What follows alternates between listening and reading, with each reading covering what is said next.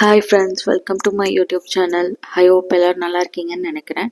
இன்றைக்கி வந்து பார்த்திங்கன்னா ரொம்ப ஹெல்த்தி அண்ட் டேஸ்டியான முருங்கைக்காய் சூப் தான் எப்படி பண்ண போகிறோன்னு பார்க்க போகிறோம். வாங்க எப்படி செய்யுதுன்னு பார்க்கலாம்.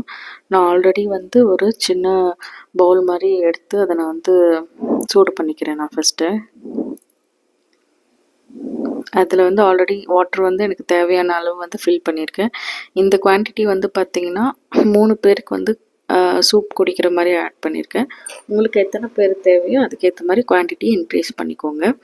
அதில் வந்து ஒரு முருங்கைக்காய், மீடியம் சைஸ் வெங்காயத்தில் பாதி, மீடியம் சைஸ் தக்காளியில் பாதி, 4 பல் பூண்டு, அப்புறம் கொஞ்சோண்டு கொத்தமல்லி தழை வந்து ஆட் பண்ணியிருக்கேன். காரத்துக்கு வந்து நான் வந்து மிளகு ஆட் பண்ணுறேன். ஸோ நான் வந்து வேறு எதுவுமே சில்லி பவுடர், சில்லி எதுவுமே ஆட் பண்ண கிடையாது. ஒன்லி மிளகு மட்டும் நான் ஆட் பண்ணிக்கிறேன். கொஞ்சோண்டு ஒரு பிஞ்ச் ஆஃப் டர்மரிக் பவுடர், மஞ்சள் தூள். அப்புறம் வந்து பார்த்திங்கன்னா நான் வந்து இன்றைக்கி கொஞ்சம் எல்லாமே ஹெல்த் இதாக இருக்குன்றதுனால பிங்க் சால்ட் ஆட் பண்ணிக்கிறேன். உங்கள்கிட்ட வந்து என்ன சால்ட் இருக்கோ நார்மல் சால்ட் கூட நீங்கள் ஆட் பண்ணிக்கலாம். இது நல்லா வந்து பாயில் ஆகிட்டு அந்த முருங்கைக்காய் வந்து நல்லா குக் ஆகணும். இப்போ பாருங்கள், நான் தண்ணி வந்து நல்லா அந்த பவுலில் வந்து பாதி பவுல் வந்து தண்ணி எடுத்துருந்தேன். அது வந்து நல்லா சுண்டி வரணும். அப்போ தான் வந்து அந்த முருங்கைக்காயெலாம் நல்லா வேகும்.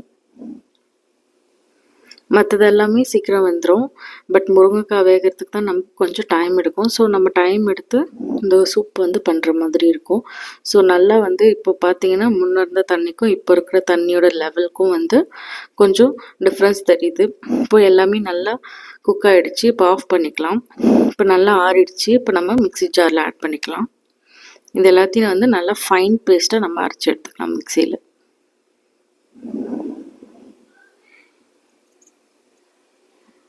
ஸோ இந்த மாதிரி நம்ம ஃபைன் பேஸ்ட்டாக எடுக்கும்போது நம்ம ஃபில்டர் பண்ணும்போது முருங்கைக்காயில் இருக்க அந்த நாராக இருக்குது இல்லையா, அது நமக்கு கிடைக்காது. ஸோ அதுக்காக தான் நம்ம ஃபைன் பேஸ்ட்டாக அரைச்சிக்கிறோம். இப்போ அதே பவுல் எடுத்திருக்கேன்.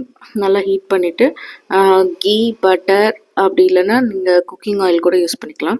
நான் இன்றைக்கி வந்து கீ ஆட் பண்ணியிருக்கேன். ரொம்ப கொஞ்சோண்டு தான் ஆட் பண்ணியிருக்கேன். பிகாஸ் இது ஃபுல் அண்ட் ஃபுல் ஹெல்த் கான்ஷியஸ்ன்றதுனால நான் நிறைய ஆயிலும் எடுத்துக்கல, நிறைய கீ எடுத்துக்கல.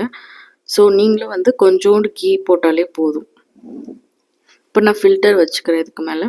இப்போ நான் ஆல்ரெடி மிக்சியில் வந்து அரைச்சி எடுத்திருக்கேன். அந்த வந்து பேஸ்ட்டை வந்து இப்போ நல்லா ஃபில்டர் பண்ணி ஆட் பண்ணிக்கிறேன்.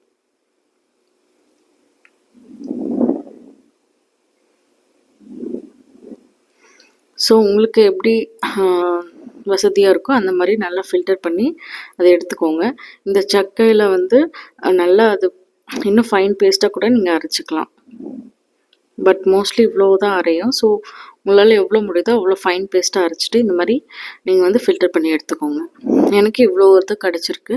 நான் வந்து கொஞ்சோண்டு தண்ணி ஆட் பண்ணிவிட்டு மீடியம் ஸ்பீடில் வந்து நான் வந்து மறுபடியும் ஹீட் பண்ணிவிட்டு மேலே வந்து கொரியண்டர் லீஃப், வெறும் லீஃப் மட்டும் தான் ஆட் பண்ணியிருக்கேன். ஏன்னா அதோட தண்டு ஆட் பண்ணோன்னா நமக்கு சூப் பிடிக்க முடியாது, கொஞ்சம் டிஸ்டர்பன்ஸாக இருக்கும். ஸோ அதனால் வந்து மேலே இருக்கிற லீஃப் மட்டும் அது கொஞ்சம் தான் ஆட் பண்ணியிருக்கேன். இப்போ நம்ம தனியாக நம்ம சூப் குடிக்கிற கிளாஸில் வந்து கன்வெர்ட் பண்ணிக்கலாம். கன்வெர்ட் பண்ணிவிட்டு உங்களுக்கு காரம் வேணும்னா ஜஸ்ட் மிளகு வந்து மேலே ஆட் பண்ணிக்கலாம். உங்களுக்கு நல்ல டேஸ்ட் கொடுக்கும். இப்போ மாற்றிட்டு மேலே வந்து லைட்டாக பெப்பர், நான் வீட்லேயே அப்பயே அரைச்சிது. ஸோ நீங்களும் இதே மாதிரி வீட்டில் செஞ்சு பார்த்துட்டு எப்படி இருந்துச்சுன்னு சொல்லுங்கள். தேங்க்யூ ஃபார் வாட்சிங்.